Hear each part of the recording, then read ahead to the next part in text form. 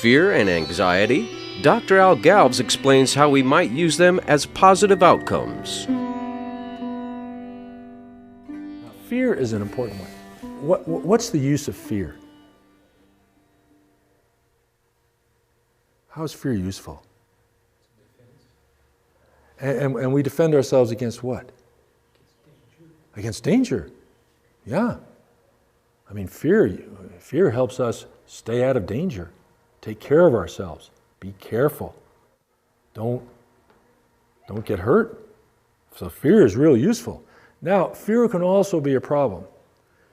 Fear is a tough one. We need to learn how to manage fear because fear can also be used to keep you from doing something you really should do. You can use it as a way of stopping yourself from doing something you really should do. You know, and I'll give you an example of that from my life.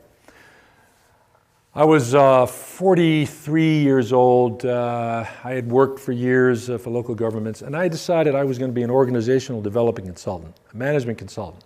And I knew that in order to do that, I would have to leave Las Cruces. I would have to spend time away from Las Cruces. Now, my wife loves Las Cruces. She don't want to move. That is not going to happen. She let me know early in our marriage, I'm not moving around.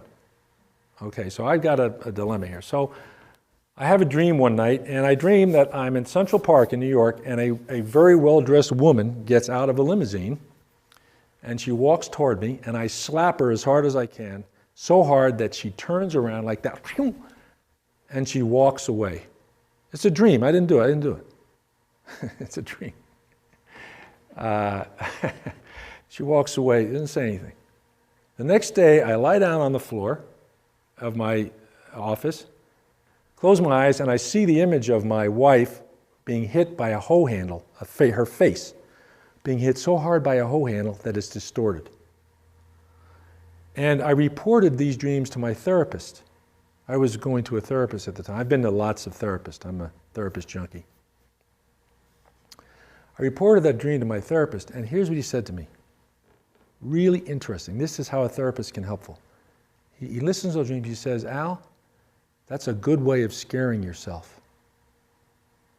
He says, that's a good way of scaring yourself. And he knew that I had a dilemma about pursuing my dream of being a management consultant and having to adjust to my wife's desire not to move and how am I going to do this and keep my marriage going. His message to me is you got to be careful you don't use that fear to stop yourself.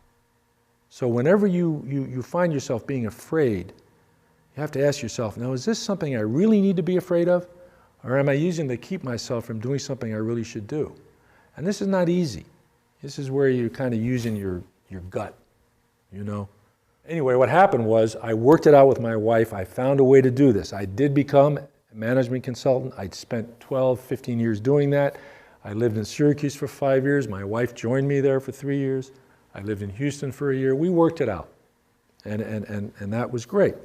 So just to give you another story about this and how fear is a tough one. You may have heard of Edgar Cayce. He was a psychic, and the story is that he was waiting for an elevator one day, and the elevator doors opened. He looked in there, and he didn't get on the elevator.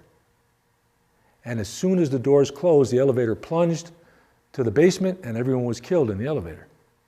And somebody asked him, why didn't you get in the elevator, Mr. Cayce? And he said, those people didn't have any aura. That's what he said, those people didn't have any aura. So I asked a trainer one time, I said, well, how do I know whether I should pay attention to the fear or walk with it? You know this idea of walking with fear? You know, you're afraid of something, and you think to yourself, yeah, I'm afraid, but I really need to do this. And so you walk with the fear, you know? Say, okay, the fear and I, we're going to go do this. I asked somebody, how do you know the difference? And he said, you just know. You got to trust yourself. Okay? So fear, useful but also dangerous. Anxiety. Now, anxiety is an interesting one. Anxiety is very useful because what it does is give us the energy we need to do something that's going to be hard.